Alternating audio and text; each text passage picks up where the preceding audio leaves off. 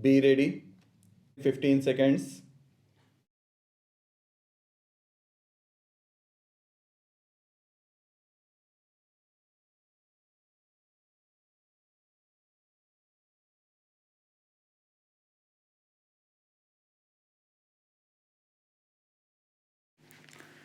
In our strategy of development, we want growth and greater equality.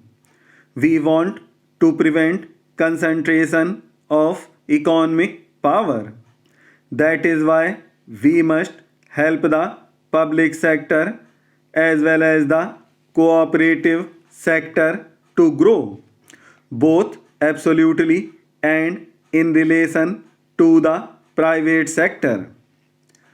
Cooperatives combine the good points of both the public sector and the private sector.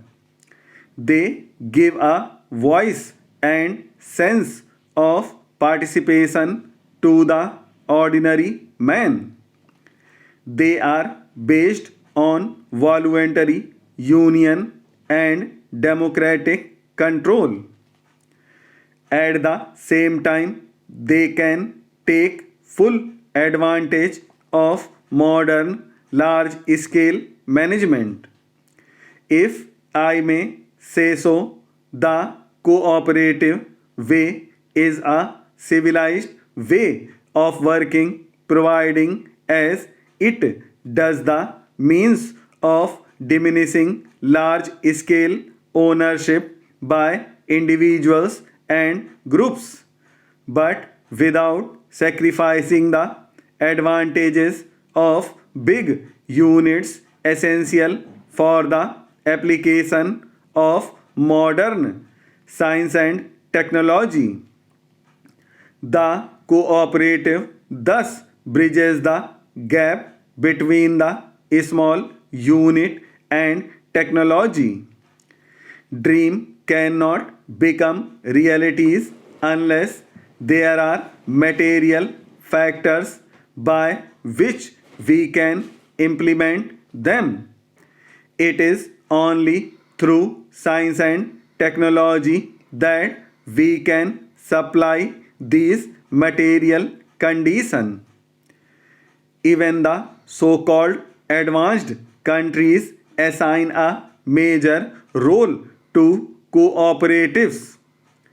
Therefore, I felt they fulfill a more extensive economic function than we are normally aware of. In most European countries as well as in the United States, cooperation is the ruling principle of agriculture. In Japan, cooperatives are a big force. Whether it is agriculture or industry or the services, cooperatives have made spectacular progress since 1950-51 when we took up planning. I find that the total agricultural credit dispensed by cooperatives was only rupees 300 million in that year, while last year the figure rose to rupees 3450 million. Over the same period, the working capital of all cooperatives has grown nearly 9 times. I am particularly impressed by the great strides made by this movement in agricultural processing and marketing sectors. Cooperation is an ideal instrument for rural development. In the Government of India, cooperation is part of the same ministry which looks after agriculture, community development, and food. But Cooperation has a vital role in urban areas as in rural areas. All over the world, urbanization has led to the erosion of people's ability to live a well adjusted corporate life.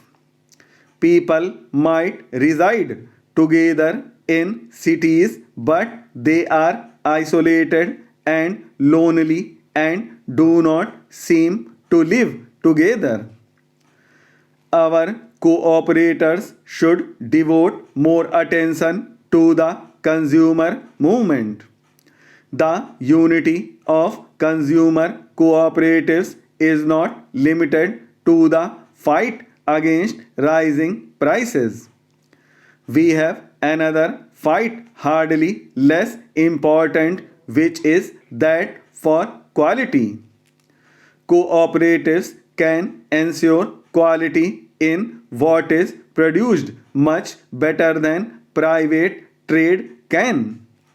We need much greater participation by cooperatives in banking. In our country, banking has largely remained the preserve of the affluent at any rate of the middle class and above, not only in its control but even in its reach. It has cared more for the big man than the small man. Only rarely do we find that common people having recourse to banks. Lately, agricultural cooperatives in some areas have begun advancing credit against an approved production program instead of the security of land. A well run cooperative banking program can finance a large number of small entrepreneurs, such as graduates who want to set up small industries, etc. Cooperative banks can also attract small savings, especially if they go to the people instead of expecting them to come to them, waiting long hours and filling forms.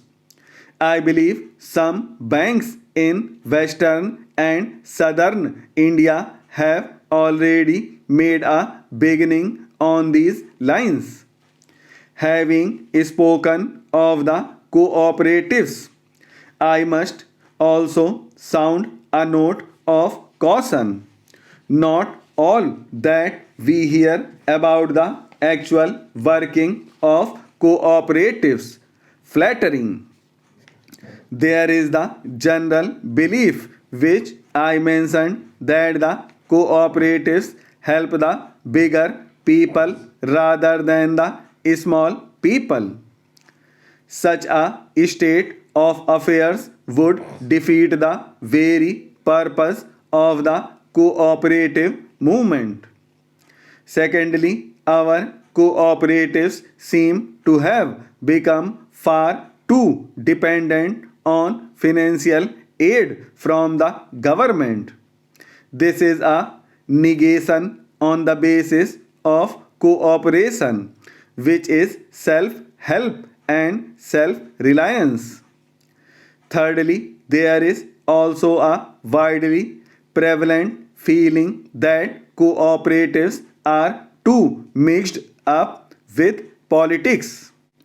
I find that you are discussing how to deofficialize the movement. I find that you also discuss how to depoliticalize it.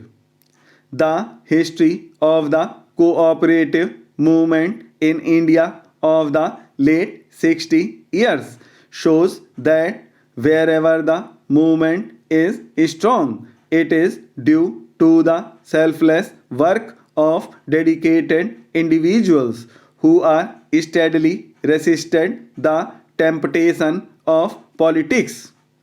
They have regarded cooperation as an alternative form of serving the people. There is great need in the country today in every walk of life for selfless people. It is more so in the cooperative movement. Cooperation enshrines the principle that the social good is supreme.